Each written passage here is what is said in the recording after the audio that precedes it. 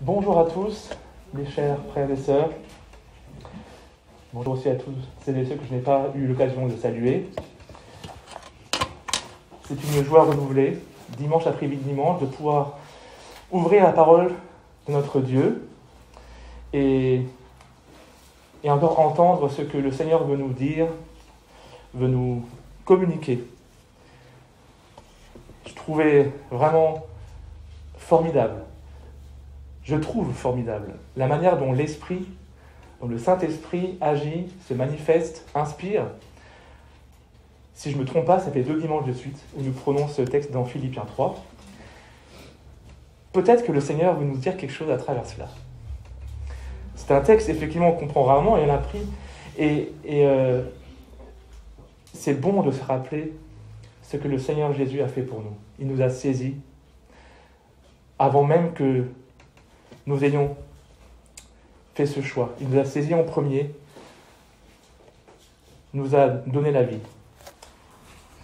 Ces chants qu'on a aussi pu proclamer, qu'on a pu faire lever au Seigneur, nous encouragent vraiment dans cette direction de connaître Christ, de le suivre coûte que coûte, de trouver toute notre satisfaction en Christ. Nous venons de le chanter. Christ seul me suffit.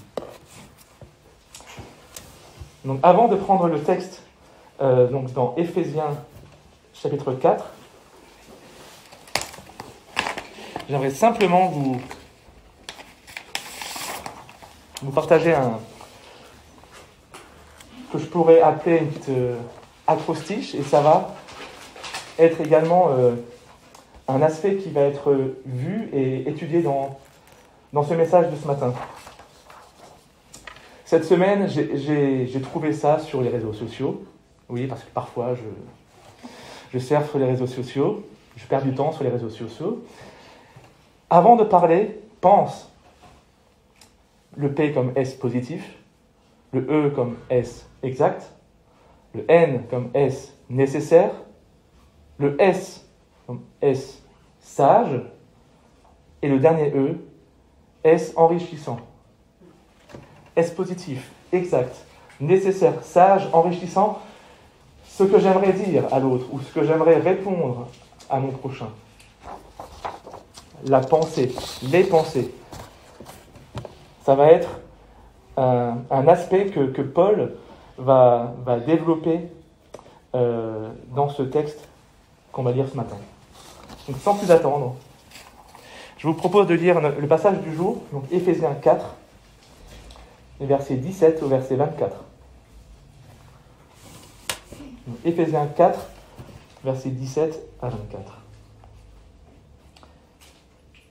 Voici donc ce que je dis et ce que je déclare dans le Seigneur. Vous ne devez plus marcher comme les païens, qui marchent selon la vanité de leurs pensées. Ils ont l'intelligence obscurcie. Ils sont étrangers à la vie de Dieu à cause de l'ignorance qui est en eux, à cause de l'endurcissement de leur cœur. Ayant perdu tout sentiment, ils se sont livrés au dérèglement pour commettre toute espèce d'impureté jointe à la cupidité. Mais vous, ce n'est pas ainsi que vous avez appris Christ, si du moins vous l'avez entendu, et si, conformément à la vérité qui est en Jésus, c'est en lui que vous avez été instruits à vous dépouiller, par rapport à votre vie passée, du vieil homme qui se corrompt par les convoitises trompeuses, à être renouvelé dans l'esprit de votre intelligence, et à revêtir l'homme nouveau, créé selon Dieu dans une justice et une sainteté que produit la vérité. Jusqu'ici la parole de Dieu. Amen.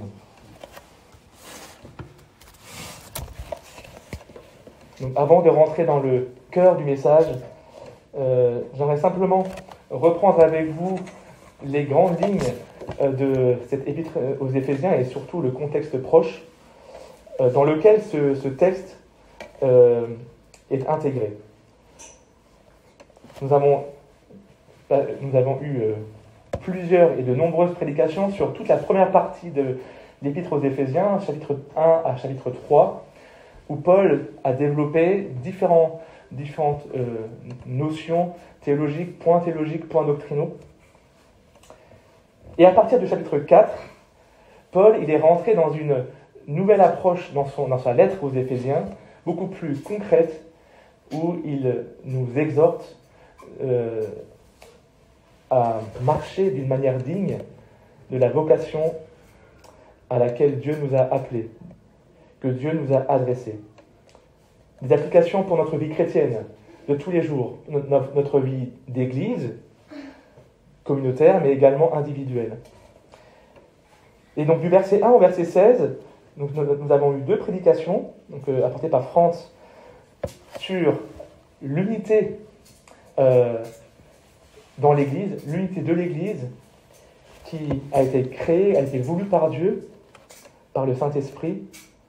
Et Bin nous a apporté une prédication sur le deuxième volet de ce passage de 1 à 16, qui nous a exhortés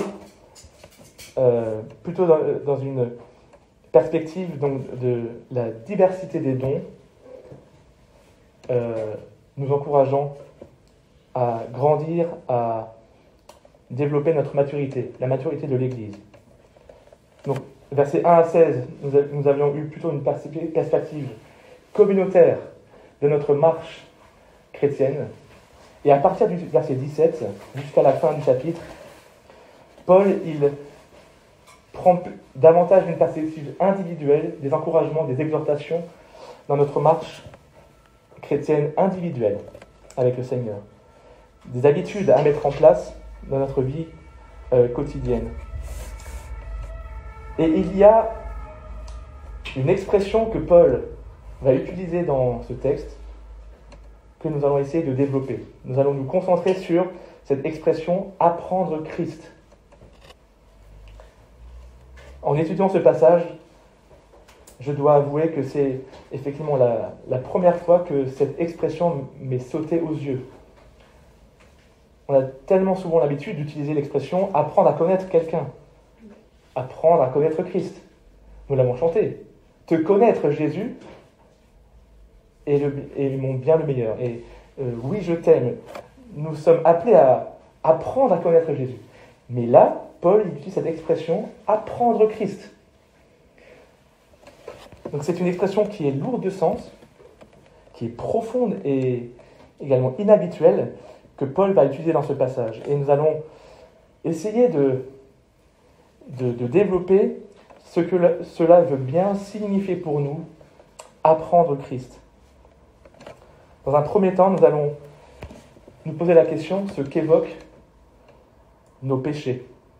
Qu'est-ce que nous évoquent nos péchés, notre ancienne vie? Dans un deuxième temps, nous allons voir quel sens donner à cette formulation, à cette expression « apprendre Christ ». Et enfin, apprendre Christ. Quelles en sont les implications pratiques pour nos vies chrétiennes, pour notre marche chrétienne? Ce qu'évoquent nos péchés, notre ancienne vie. Paul, il démarre ce passage avec une exhortation solennelle. Voici donc, au verset 17, « Voici donc ce que je dis et ce que je déclare dans le Seigneur. » Donc la phrase qui va suivre est d'une très haute importance. Paul, il met vraiment l'emphase sur cette exhortation du verset 17. « Vous ne devez plus marcher comme les païens, qui marchent selon la vanité de leurs pensées. » Paul, il démarre cette exhortation par cette phrase de la plus haute importance. « Vous ne devez plus marcher comme les païens, qui marchent selon la vanité de leurs pensées. »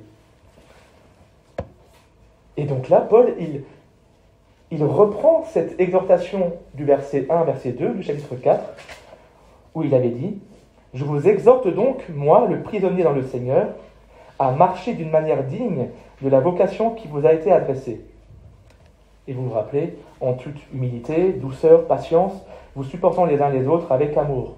Et donc là, Paul, il développe dans une perspective communautaire ce que signifie marcher d'une manière digne de la vocation de Dieu qui nous a été adressée. Et là, au verset 17, Paul, il reprend de nouveau ce thème de la marche chrétienne dans une perspective individuelle. Vous ne devez plus marcher comme les païens qui marchent selon la vanité de leurs pensées. Et au verset 18 jusqu'au verset 19, Paul nous dépeint un tableau bien noir de ce qu'était notre ancienne vie, de ce qu'est la vie, ou je dirais plutôt la mort spirituelle de nos contemporains qui n'ont pas découvert Christ, qui n'ont pas la vie en Christ. Pensée vide de sens, intelligence obscurcie, étranger de la vie de Dieu, ignorant, ce qui signifie rejetant Dieu consciemment, endurci, ce qui signifie rebelle à Dieu. Ils ont perdu tout sens moral. Ils pratiquent l'inconduite ou l'impureté sexuelle, tout ce qui est en rapport aussi avec la débauche. Toutes sortes de vices qui amènent à la cupidité. Qu'est-ce que cela nous fait lorsque nous lisons cette description malheureusement réaliste, mais terrible de notre ancienne vie, de notre cœur naturel? Comment considérons-nous le péché? Quel est notre rapport avec le péché? Je pense que nous avons du mal à ressentir le véritable poids du péché. Ou alors nous ne prenons pas assez le temps de réaliser ce que signifie pour Dieu lorsque ses créatures pêchent contre lui. Dans son livre « Doux et humble de cœur », Dan Ortlund, il cite Martin Lloyd-Jones, un pasteur gallois. « Vous ne vous infligerez jamais à vous-même le sentiment d'être pécheur, car il y a en vous un mécanisme que le péché déclenche et qui vous défendra toujours contre toute accusation. C'est le péché en nous qui va nous dire « ce n'est pas grave » ou « ce n'est rien ».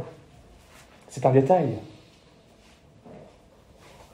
C'est l'ennemi qui va aussi mettre en nous des pensées mauvaises, qui va aussi nous mettre le mensonge dans notre cœur.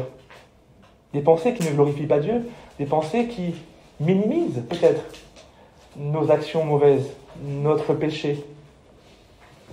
Mais qu'est-ce que la Bible dit du péché? Romains 6, 23, le salaire du péché, c'est la mort. Ésaïe 59, verset 2, vos péchés vous cachent de sa face. Romains 8, verset 3, Dieu a condamné le péché dans la chair. Jacques 4, verset 4, celui qui veut être ami du monde se rend ennemi de Dieu. C'est noir ou blanc, c'est blanc ou noir. Et nous voyons dans ces versets-là, que j'ai pris de manière partielle, je vous l'accorde, que pour Dieu, il ne peut pas avoir le péché devant sa face. Et donc, sa réaction divine, sainte, ça va être une colère juste envers le péché.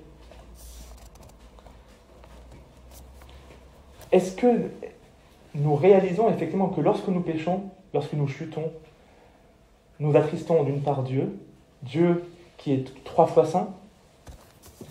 Est-ce que nous nous rendons compte que nous faisons souffrir notre Seigneur Jésus? Jésus qui est mort pour nous à la croix, qui a pris sur lui notre mort spirituelle, qui a pris sur lui notre péché, et en retour, alors que nous sommes en Christ, nous sommes son corps, nous péchons contre lui.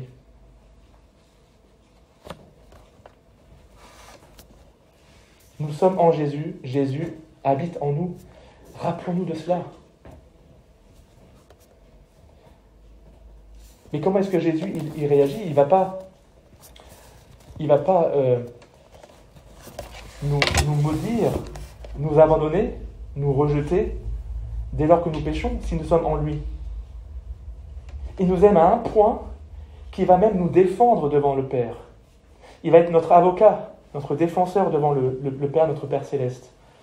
Parce que nous savons que devant le Père céleste, il ne peut pas avoir de péché.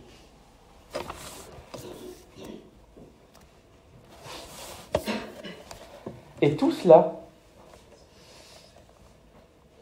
nous allons le retrouver dans cette expression « apprendre Christ ». Apprendre la personne de Christ. Il y a vraiment ce même modèle d'écriture de Paul, comme dans le chapitre 2, avec une première partie du texte avant Christ, que nous étions avant Christ, avec un « mais » pivot magnifique au verset 20, « mais vous », et ensuite ce que nous sommes avec Christ, ce que nous sommes en Christ, et ce que Dieu nous exhorte à devenir en Christ. Apprendre Christ. Quel sens donner à cette formulation?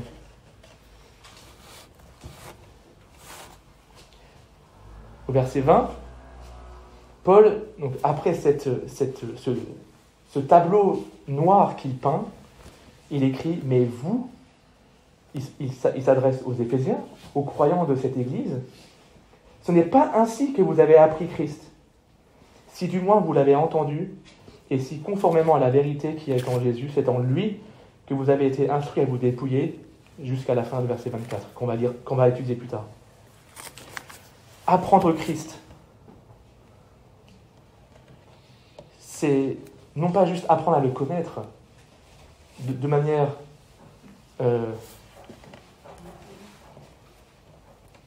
décentralisée. Nous venons de voir que nous sommes en Christ. Nous sommes encouragés à nous imprégner de la personne de Christ. Christ qui est le modèle parfait. Nous avons ces témoignages dans les évangiles de la vie de Christ sur terre, de Jésus sur terre. Et c'est intéressant de voir qu'au verset 21, Paul, il utilise, je crois, la seule fois le nom de Jésus seul, sans Jésus-Christ, sans le Christ, dans toutes les épîtres aux Éphésiens. Et c'est même très rare que Paul, dans toutes les épîtres, parle uniquement du nom Jésus. En tout cas, donc, Dominique Anger, dans son commentaire, il nous propose effectivement cette interprétation qu'à travers cette expression de Jésus que Paul veut mettre ici, il fait référence à l'exemple que Jésus nous a donné sur terre, lorsqu'il était sur terre. Ses enseignements, sa douceur, son humilité, tout ce que Jésus était sur terre, ce qu'il a aussi instruit, communiqué à ses disciples et aux foules auxquelles il les a enseignés, Paul, il fait référence à ce Jésus. C'est en lui que vous avez été instruits à vous dépouiller, à être renouvelés et à revêtir l'homme nouveau. Nous sommes appelés à nous imprégner de sa vie, de ses pensées, de son cœur aimant, de son cœur ému de compassion, de tout ce qui anime Christ.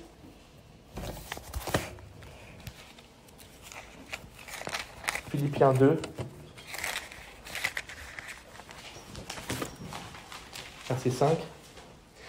Ayez en vous les sentiments qui étaient en Jésus-Christ. Existant en forme de Dieu, il n'a point regardé son égalité avec Dieu comme une proie à arracher, mais il s'est dépouillé lui-même. Il s'est dépouillé lui-même. Intéressant. C'est notre exemple à suivre.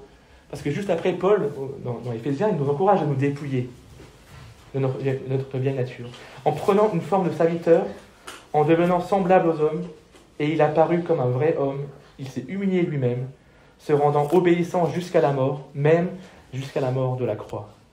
Ça, c'est ce que notre Seigneur Jésus nous a montré. C'est le modèle que Jésus est pour nous, et dont nous devons nous imprégner. Un second aspect dans cette formulation « apprendre Christ », cela signifie également être à son écoute, être à l'écoute de ses enseignements. Ça signifie être à l'école de Christ, apprendre l'apprentissage. Nous sommes en formation. Cela signifie également de faire silence dans nos vies, dans nos cœurs, et l'écouter nous parler. Cela signifie également se laisser corriger, se laisser également châtier, car il nous aime, mais il hait le péché. Il hait le péché. Et nous voyons cela dans Hébreux 12, verset 11. Et un troisième aspect que j'aimerais ressortir de cette formulation « apprendre Christ », c'est également cette exhortation à développer notre relation personnelle avec Christ. Le laisser régner dans nos cœurs en tant que Seigneur,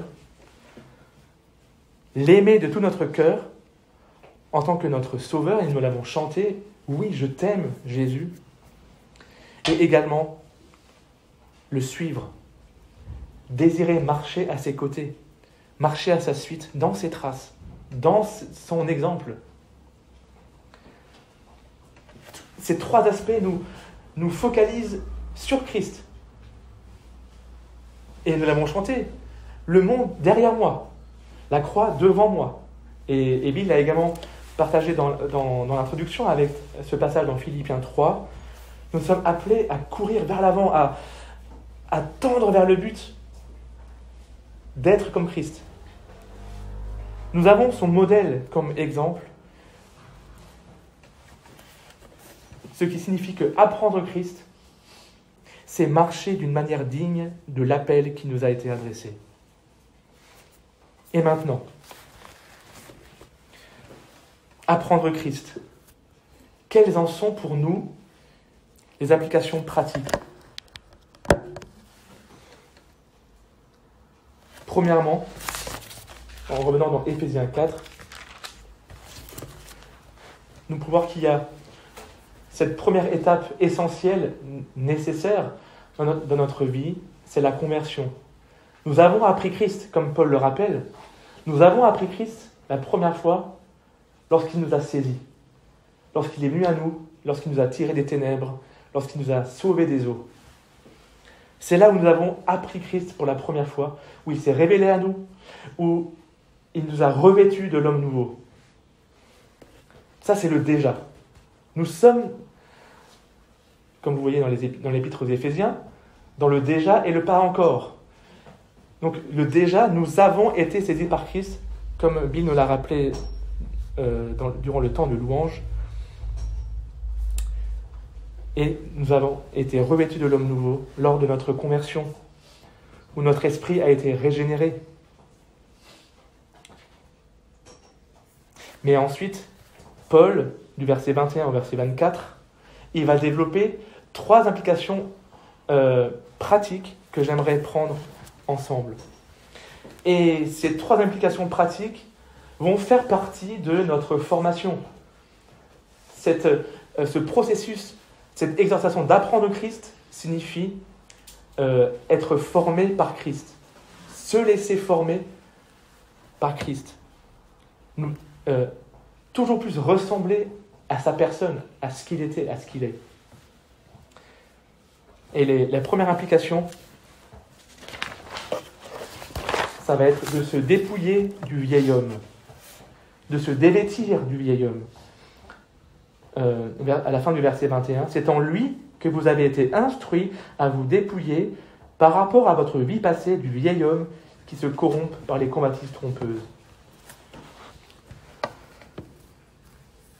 Nous avons, je pense aussi tous, des vêtements que nous avons portés depuis des années. Il est usé au possible, mais il y a un attachement, il y a un affect qui nous lie à ce vêtement et on ne le quitte pas. Les trous dans les manches, c'est pas grave, je le porte. Notre femme qui nous dit « Mais non, tu ne peux pas porter ça en public. Mais non, mais je l'aime tellement ce pull. » Parce qu'on a des souvenirs avec, parce que c'est un exemple.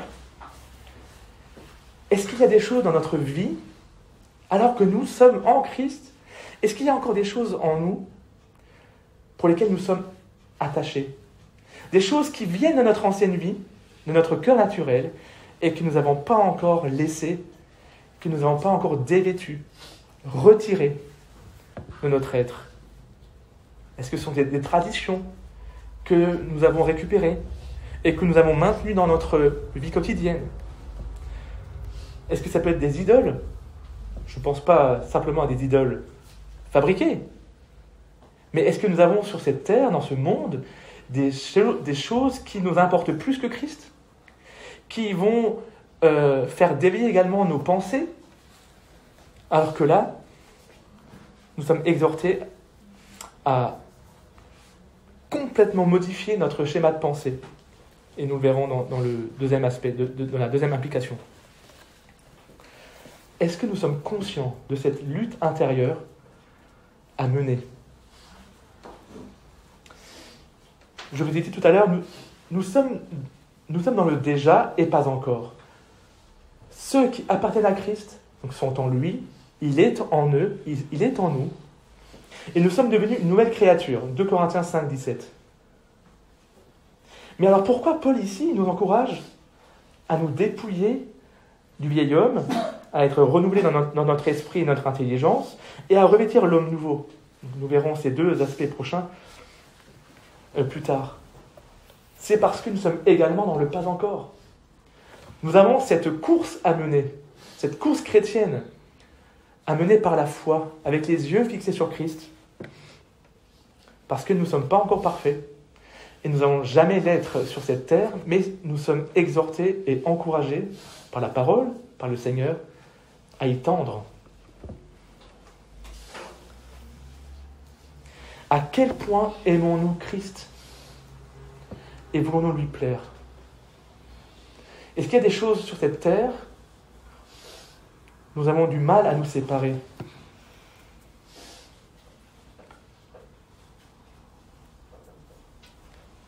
Comme nous l'avons lu dans Jacques 4, verset 4, celui qui aime le monde est ennemi de Dieu. Nous sommes appelés à refuser le monde, à refuser tout ce qui est dans le monde, tout ce qui pourrait faire dévier nos pensées, des pensées de Jésus. Et nous sommes appelés à choisir Christ, à apprendre Christ, à le suivre coûte que coûte. Proverbe 8, verset 13, révérer l'Éternel ou craindre l'Éternel, c'est détester le mal. Encore une fois, c'est noir ou blanc. Nous devons faire un choix, nous devons nous mettre en marche, nous devons être proactifs. Est-ce que nous avons encore des péchés dans notre vie, peut-être non reconnus, dont nous n'avons même pas conscience, des péchés non réglés, où on a peut-être même trop honte de l'avouer à notre proche, à notre conjoint, à nos enfants, à notre frère, notre sœur dans l'église? Si c'est le cas, malheureusement, cela va automatiquement entraver notre croissance spirituelle. Si nous gardons un pied dans le monde, si nous gardons un aspect de notre vie, de notre ancienne vie non réglée, non apporté à la croix, malheureusement, notre vie spirituelle va en être impactée. Et le Seigneur Jésus ne pourra pas nous former comme il le voudrait. Il nous aime tellement. Il est là, il nous a saisis, il veut nous former. Mais c'est aussi à nous de vouloir être transformés, changés, corrigés. Et ça fait mal parfois. On va traverser des moments de honte, d'humiliation. Mais je vous encourage, je nous encourage, je m'encourage à passer par ces moments-là. Ça fait mal à notre amour-propre, ça fait mal à notre orgueil, mais c'est ce que Dieu veut.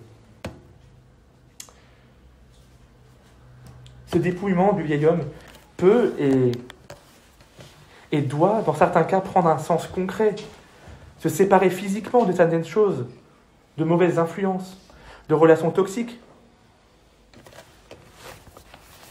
J'aimerais juste prendre un passage dans Matthieu 15.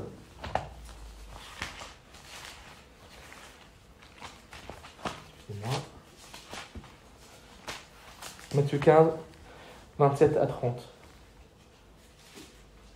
Non, pardon. 15 à 20. Pierre, prenant la parole, lui dit, donc à Jésus, « Explique-nous cette parabole. » Et Jésus dit, « Vous aussi, êtes-vous encore sans intelligence ? Ne comprenez-vous pas que tout ce qui entre dans la bouche va dans le ventre, puis est jeté dans les lieux secrets? Mais ce qui sort de la bouche vient du cœur, et c'est ce qui souille l'homme. Car c'est du cœur que viennent les mauvaises pensées, les meurtres, les adultères, les débauches, les vols, les faux témoignages, les calomnies. Voilà les choses qui souillent l'homme. Mais manger sans s'être lavé les mains, cela ne souille point l'homme, spirituellement parlant. C'est du cœur que viennent les mauvaises pensées et tous ces actes, ces péchés qui ne glorifient pas Dieu, qui viennent de notre cœur naturel, de notre ancienne vie. Et nous sommes appelés à les combattre. Même si cela nécessite de se séparer de choses. D'Internet, si nous sommes tentés par la pornographie, l'écran de télévision qui nous amène tellement de choses tous les jours, sans cesse, 24 heures sur 7. Le mal, il est banalisé dans notre société. Et à la télévision, il y a tellement de choses qui nous viennent. Est-ce que nos pensées peuvent être aussi impactées par ce que nous regardons? Je pense que oui. Est-ce que nous avons des amitiés toxiques qui nous amènent à être tentés ou qui nous amènent à pécher contre Dieu? Est-ce que nous observons sur nos smartphones, sur notre iPhone, le temps que l'on passe par semaine sur l'écran? Moi, ça me choque.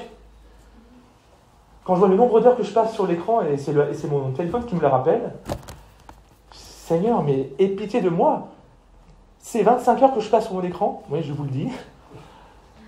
Mais est-ce que je passe 25 heures avec toi, Seigneur? Est-ce que ma priorité dans ma vie, c'est passer du temps avec Dieu? Se dépouiller du vieil homme. Deuxième aspect, je vais aller un peu plus vite, je suis désolé. Renouveler notre esprit, notre intelligence. Et Paul, il montre bien cette articulation qu'il y a entre nos pensées et notre comportement. Cet ancien schéma de pensée du monde que l'ennemi nous instaure dans notre âme et dans notre être, versus le nouveau schéma de pensée qui est en Jésus. Et nous sommes appelés à renouveler notre esprit et notre intelligence. C'est une nouvelle orientation de notre vie intérieure que nous devons faire. Une attitude à développer tous les mois? Non. Quotidiennement. Philippiens 4, verset 8. C'est un verset qu'il faudrait apprendre par cœur. Au reste, frères, que tout ce qui est vrai, tout ce qui est honorable, tout ce qui est juste, tout ce qui est pur, tout ce qui est aimable, tout ce qui mérite l'approbation, ce qui est vertueux et digne de louange, soit l'objet de vos pensées. Vous vous rappelez? Ce n'est pas un acrostiche biblique, mais ça nous donne à réfléchir. Mais ce verset 8 de Philippiens 4, lui, c'est la parole de Dieu. Et il y a un programme là-dedans. Il faut se donner les moyens. Nous devons changer nos modes de vie. Et attention à la passivité. Toujours encore ce Martin Lloyd-Jones, ce pasteur gallois, il nous dit « Les chrétiens passent trop de temps à s'écouter eux-mêmes et pas assez à se parler. En matière de pensée, nous avons le choix. Il faut que nous nous rappelions que nous avons le choix dans nos pensées. La passivité risque de nous entraîner à la dérive, à retourner dans un schéma de pensée païen. Nous devons résister au mensonge et nous devons nous réfugier dans la vérité suivante. Nous sommes unis à Christ. Nous sommes assis avec lui dans les lieux célestes. Vous vous rappelez? Éphésiens 2, verset 6. Dernier aspect, dernière implication concrète, nous revêtir de l'homme nouveau. L'homme nouveau que nous avons reçu lors de notre conversion. Nous sommes une nouvelle créature, nouvelle création. Notre esprit a été régénéré. C'est notre vie en Christ, cet homme nouveau. Nous sommes appelés à nous imprégner de l'Évangile, la vérité, Christ, jusqu'à ce qu'elle produise la justice, ce qui correspond à l'obéissance pratique, et la sainteté, ce qui correspond à notre consécration à Dieu. Pour conclure, débarrassons-nous sans regret de nos vieux vêtements qui polluent nos pensées, qui ont toujours tendance à nous ramener dans un schéma de pensée païen, comme Paul l'a rappelé. Ces vieux vêtements qui appartiennent à la personne que nous ne sommes plus, qui appartiennent au monde déchu. Mais nous ne sommes plus de ce monde, nous appartenons à Christ. Repentons-nous, modifions notre comportement. Si apprendre Christ est possible, c'est parce que lui, Christ, accepte de nous former et veut nous former. Ayons confiance en lui et son désir de continuer à nous transformer. Amen.